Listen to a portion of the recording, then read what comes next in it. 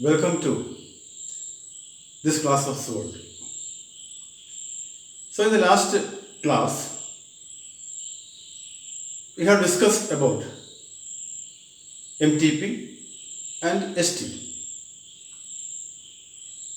Now in this class, we are going to discuss about a very important topic as far as the reproductive health is concerned. That is infertility. So you must have heard the term infertility. What is infertility?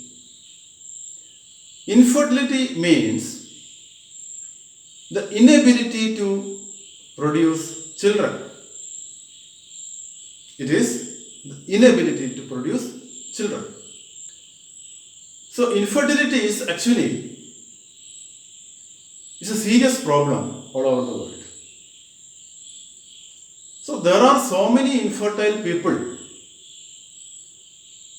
in the world, both male and female, and this problem is ever increasing. The problem of infertility is ever increasing. There are so many reasons for that. So what are the major reasons for infertility? So there are so many reasons for infertility. Some of the reasons are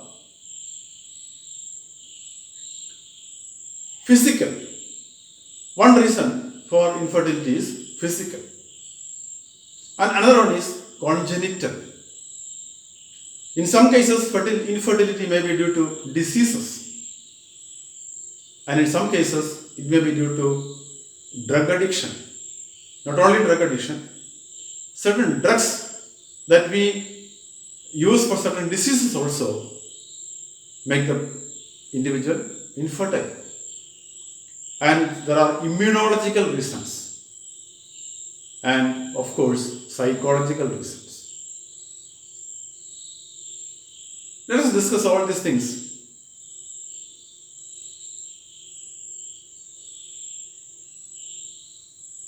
One by one.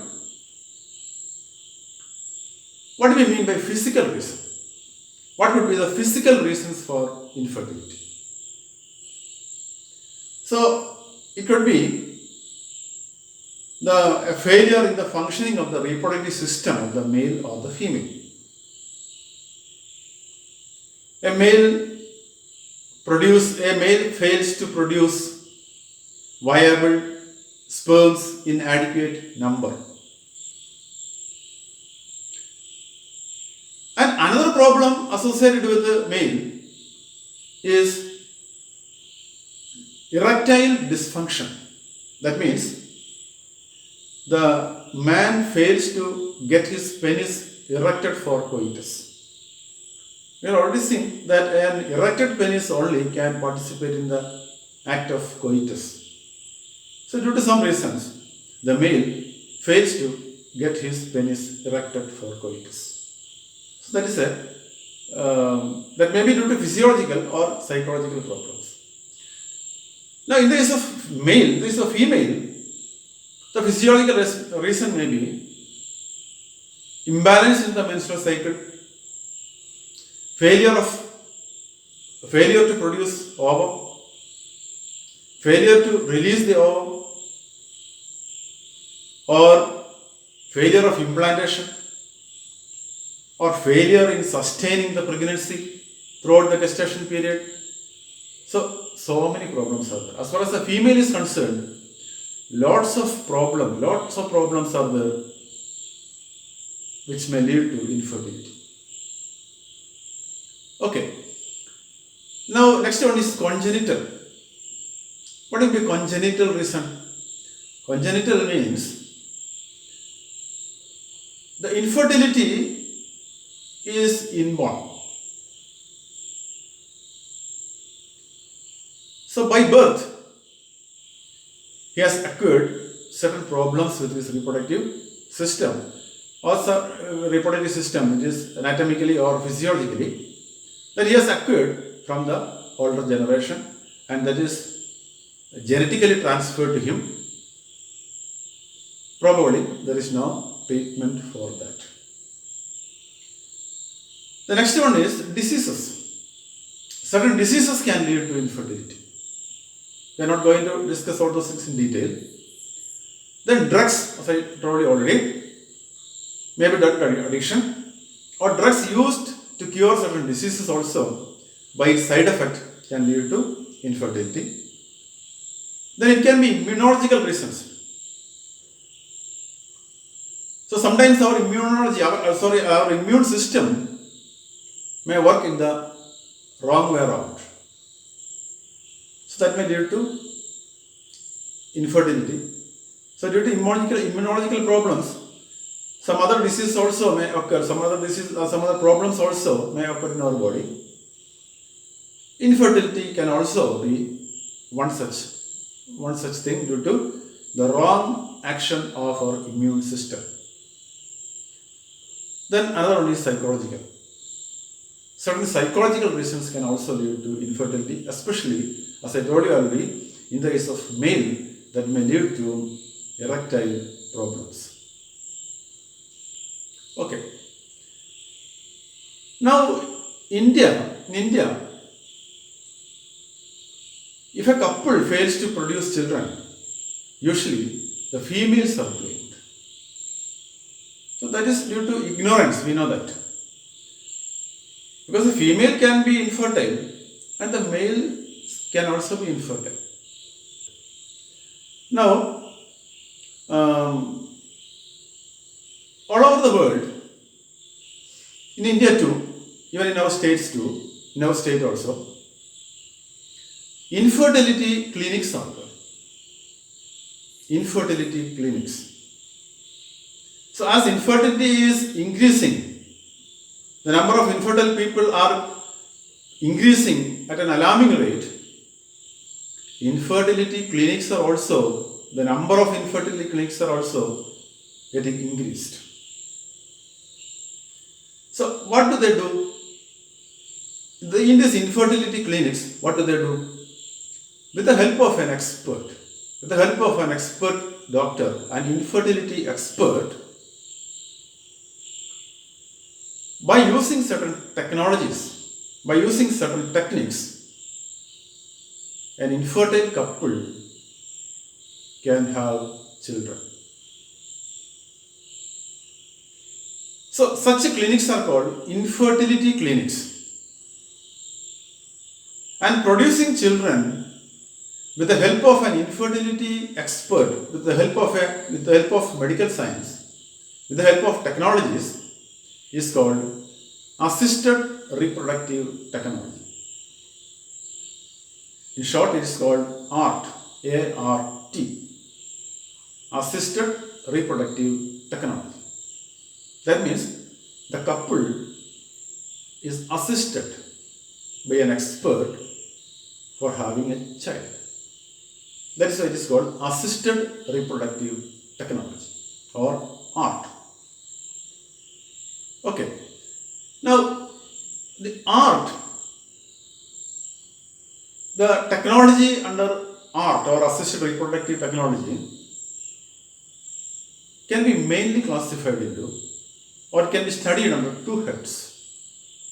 One is in vitro techniques and the other one is in vivo technique. In vitro techniques and in vivo technique. What is the meaning of? First, let us see what is in vitro. In vitro. What do you mean in vitro? In vitro is a Latin word. The meaning is in glass. The meaning is in glass. That is the meaning of the word. It's a Latin word. The meaning of the word in vitro is in glass. Or it denotes, in other ways, not inside the body, but fertilization takes place within a glass apparatus in the laboratory. So directly it means fertilization takes place outside the body. That is why it is called in vitro fertilization. In vitro fertilization, or in short, IVF. In vitro fertilization or IVF. So in vitro fertilization takes place outside the body in the laboratory in a glass vessel. So this is also termed as the test tube baby program. Test tube baby program. In vitro fertilization or test tube baby program. Why is it called test tube baby program? Don't misunderstand that the baby is grown in a test tube. Of course, it is not like that. A baby is not, of course, grown in a test tube. In the initial days of IVF, the fertilization might have been done in a test tube. Only the fertilization. We will come to the details. But nowadays, the fertilization is being done in a petri dish. You know what is a petri dish? It's a glass plate. So in that, fertilization takes place, not in a test tube. Not in a test tube. So what happens in the first test tube baby in the world? You know, you might have heard her name. She is Louise Brown, born as a result of IVF program or test tube baby program in 1978 in England. Louise Brown. Okay, it was in 1978. So, what is the process of IVF or in vitro fertilization? So, I told you, here fertilization takes place outside the body, but in a laboratory within a petri dish, within a glass dish, a small glass dish. So, let us see how it is done. How is it done actually? So, when an ovum is matured in the follicle of the ovary of the female, by using a small aspiration needle, ovum is sucked in, ovum is drawn into the, it's a, actually needle means, it's a tube, it's a glass tube, a very fine tube, into which the ovum is drawn in by a suction force operated by or created by a machine. So the ovum is sucked in and transferred to a petri dish containing suitable medium. And then sperm from the donor, I am using the term donor here because it can be the husband of the lady or anybody for that matter. It need not be always husband. So that's why I told you, after getting the ovum, transferring the ovum from the ovary to the petri dish in the laboratory, the sperm is introduced from the donor into the petri dish and fertilization takes place there. So now after fertilization, you know what happens? After fertilization, zygote would be formed and the zygote would start dividing. And the zygote divides to form a group of cells, blastomeres called morula. First it becomes 8-cell stage. Then it goes on, continues to divide, 16 cells, 32 cells, and like that it becomes blastocyst. All those things we have already studied. Okay. Now at the 8 cell stage, now an embryo is formed. Okay. So after fertilization, zygote has formed and the zygote divides into blastomeres. Now it is called an embryo. And this embryo to be transferred back into the body of the female. Of course, because the embryo cannot grow in the petri dish. It cannot grow like that. A baby cannot be born from a test tube or a petri dish. So the embryo, this embryo has to be transferred from this petri dish to the body of the female or the reproductive system of the female. To where it should be transferred? To which part of the reproductive system should be transferred? So there are two ways. So this transfer of embryo is called embryo transfer or ET. ET means embryo transfer. So the embryo formed as a result of in vitro fertilization is to be transferred to the reproductive system of the female. That is called embryo transfer or ET. So there are two ways or two places to which the embryo can be transferred. One is the fallopian tube. So it is done at the 8th cell stage of the embryo. So at the 8th cell stage of the embryo is transferred into the fallopian tube of the female. Then after that, the embryo will take its normal course of growth from the fallopian tube. As we have already seen, it will start moving into the uterus and implantation will take, and on its en route, it will continue to divide into blastomeres and a blastocyst will be formed and implantation will take place as usual. Pregnancy will continue and postulation will take place as usual. Then in another way, another method is transferring this embryo formed as a result of in vitro fertilization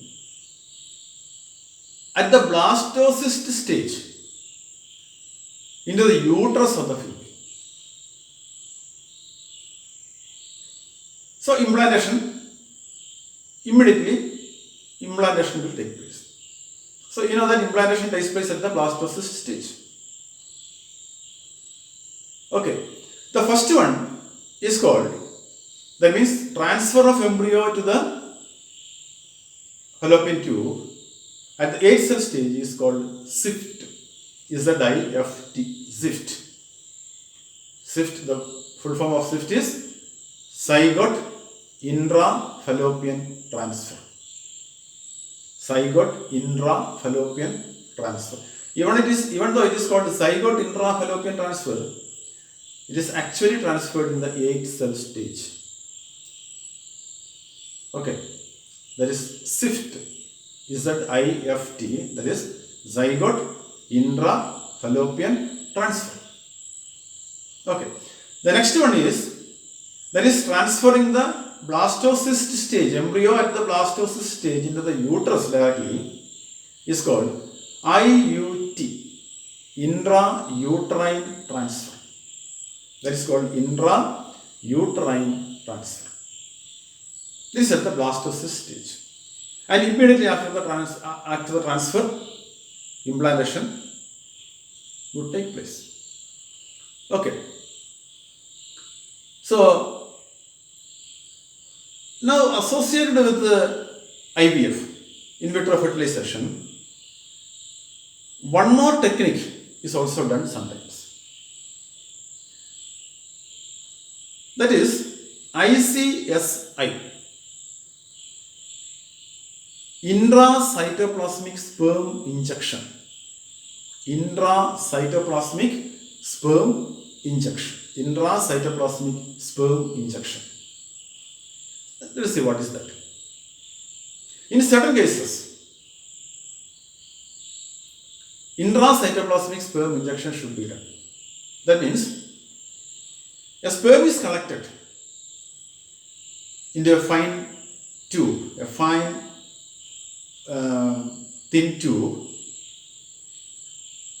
and directly injected into the cytoplasm of the ovum collected in the petri dish. Okay. So that is called intracytoplasmic sperm injection. Now let us see what are the occasions in which these three SIFT, IUT or ICSI are done. So a zygote intrafallopian transfer, that means transferring of embryo at the 8th cell stage, is done mainly to overcome female infertility. So suppose a female, in the fallopian tube of the female, a block is there, so that the ovum cannot come down or the sperm cannot go up to meet the ovum, then fertilization cannot occur. Fertilization will not occur. So in such cases, the ovum should be taken out, fertilize it outside with the sperm, and then at the 8th cell stage should be transferred back into the fallopian tube after the block. Okay, that is another case. Even to treat male infertility also, this method is used. Suppose in the case of a male who produces less viable sperms or less motile sperms, what will happen? These sperms cannot move up to the ovum and fertilize the ovum, because it is not so vigorous, its motility is very less.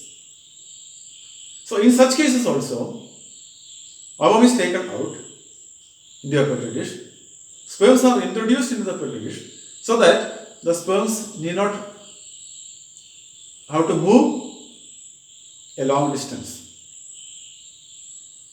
So in such cases also, SIFT can be done. Both SIFT and IUT can be done. Intrauterine transfer and zygote intrafallopian transfer, both are done in such cases. And ICSI, intracytoplasmic sperm injection, is done in the case of less motile or less viable sperms. So sperm cannot fertilize the ovum by approaching the ovum. So, or it cannot penetrate the layers of the ovum. That problem also may be there. It cannot penetrate the walls of the or layers of the ovum like corona radiata, zona pellucida, etc. So in such cases also, the sperm can be directly injected into the cytoplasm of the ovum. So that is intracytoplasmic sperm injection, ICSI. So these are the three techniques that we study under in vitro fertilization. Let us see which are they. Zygote intrafallopian transfer, intrauterine transfer, and intracytoplasmic sperm injection or ICSI. Okay. Now let us see the second method, that is in vivo technique. In vivo. What do you mean in vivo? Is also a Latin word, meaning is within the living. Within the living. Within a living system. So, here fertilization takes place within the body itself. Fertilization takes place within the body. It's not outside. And here, the one technique used here is artificial insemination. Artificial insemination or AI. artificial insemination or AI. What is insemination? Insemination, we have seen that inseminating the female by a male means depositing semen into the vagina by the process of coitus. But here artificial insemination means the semen is deposited in the vagina or uterus. It can also be deposited in the uterus. Not by coitus, by certain artificial method.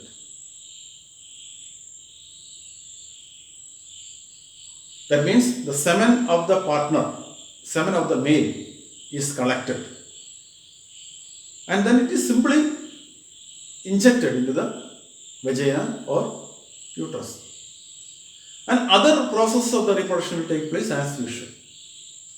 From that semen, sperms will travel forward and reach the ovum. Fertilization will take place in the ambulatory ischemic junction. So all those things, all further activities of the reproduction will take place normally. But why? Then why should artificially inseminate a female? Of course, the male fails to inseminate the female due to erection problems. As I told you already, certain male will have erection problems. So due to these erection problems, the male cannot actively participate in the process of coitus and fails to ejaculate the semen. So in such cases, the semen has to be collected and injected into the vagina or uterus. So this is called artificial insemination into the uterus is called IUI, intrauterine insemination. So intrauterine insemination is done due to certain other reasons also. Sometimes the baby may not be suitable for the sperm, maybe highly acidic, or maybe the temperature, or maybe some other reasons in the vagina. Even if the semen is deposited in the vagina, sperms may be destroyed due to these problems. If the acidity is high, or if pH is high or pH is low, both cases may be deleterious to the sperms. So sperms may be destroyed. So in such cases also, the male has no problem. He has proper erection, coitus can take place, no problem. But due to the problems in the vaginal tract, vaginal tube, as I told you, the sperm may be destroyed. So to avoid that, artificial insemination into the uterus. That is called IUI, intrauterine insemination. Intrauterine insemination. Okay.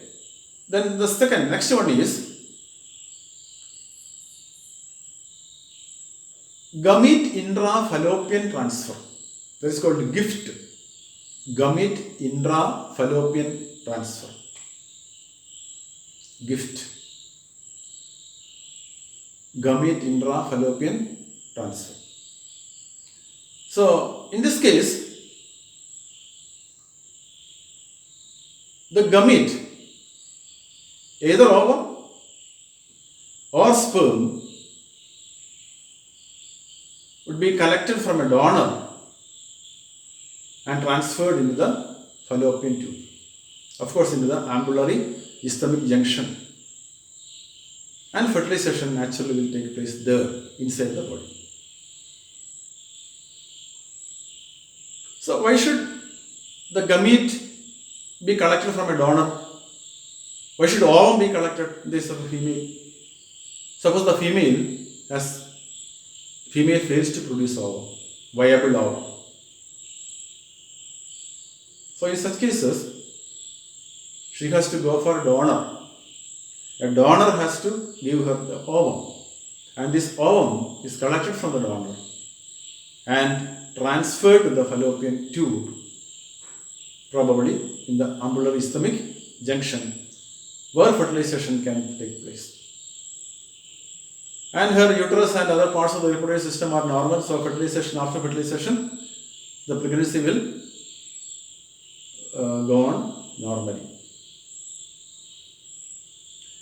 And the sperm, sometimes the sperm has to be collected from a donor and transferred to the fallopian tube. That's also gamete intra-fallopian transfer.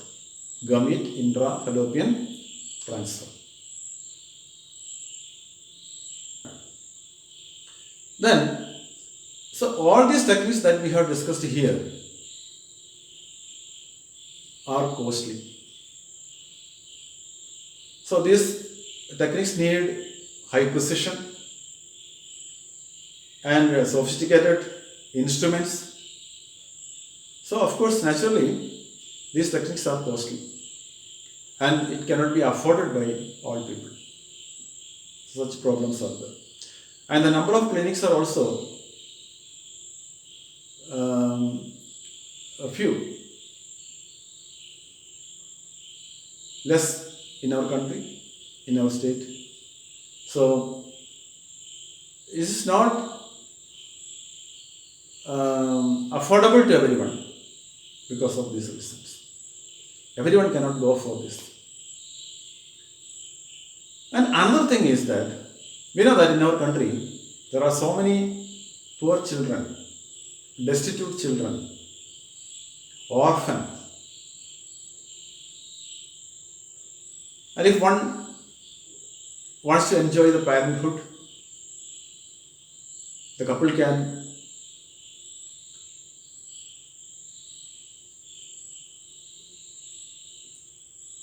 take a child, an orphan child, adopt a child. That is called adoption. So that is also a way of enjoying the parenthood. Okay, so we are closing this class here, winding up here, and by this the chapter is closed. The reproductive health chapter, we are coming to an end of this chapter, reproductive health. Okay, we will meet in the next class. Bye.